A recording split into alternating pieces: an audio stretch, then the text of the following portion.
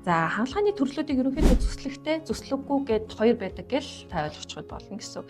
За зүслэгтэй хаалгаа нь ерөнхийдөө хоёр төрөл, зүслэггүй нь дахиад хоёр төрөл. За зүслэггүй хаалгаанаас мэдүүлээ гэхлээр зүслэггүй хаалгааны эхнийх нь бол мэдээж TransPRK буюу нүдэнд ямар ч багаж хүрэлцэхгүйгээр хийгддэг мэдцэл гэсэн үг байна. За энгийнээр яриул ерөнхийдөө одоо хүмүүс машины шилэн дээр ерөнхийдөө өнгөр тогтцсон байдаг гэрлийн шилэн дээр нь за тэрийг нөө хусах байдлаар ерөнхийдөө хийгддэг штэ тэрнтэй адилхан байдлаар зөөрлж ярьдаг гэсэн.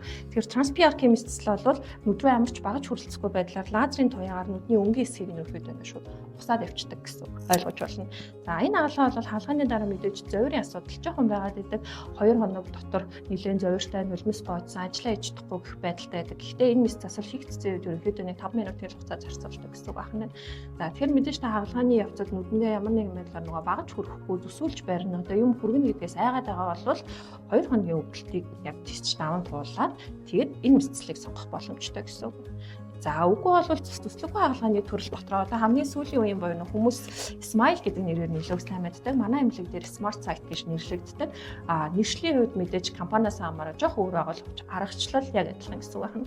За Smile мэдцэл болохоор бас л ерөнхийдөө зүслэггүй мэдцлийнхаа төрөлдөө орж явдаг.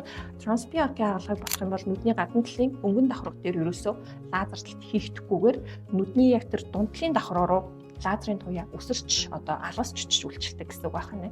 За дундлын хэсэгт үйлчлээд байгаа таны шилний хэмжээ хэд байна тэмтэй тэнцэх хэмжээний эдийг машин биднэрт лазертж өгч байгаа.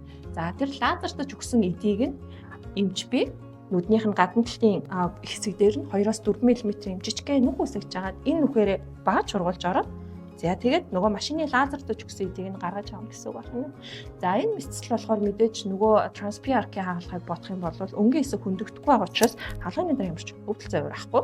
За гэхдээ яг ялгаа нь ерөнхийдөө юундаа байгаад байна уу гэхээр энэ дээр ерөнхийдөө нэг 2 удаагийн алхам орж ирж байгаа гэсэн үг. Тэгээд мэдцлийн явц зарцуулагдах хугацаанд түрүүний TransPRK мэдцлээс нэг дахиад нэг 2-3 минутын илүүтэй буюу дунджаар нэг 8-10 минутын хугацаанд бүх процесс болоод 2 нүдэндээ дуусна гэсэн үг байна. За саяны ярьсан энэ хоёр хаалгаа хоёулаа хаалганы дараа ямар нэгэн байдлаар гам барилтын асуудал бол байхгүй.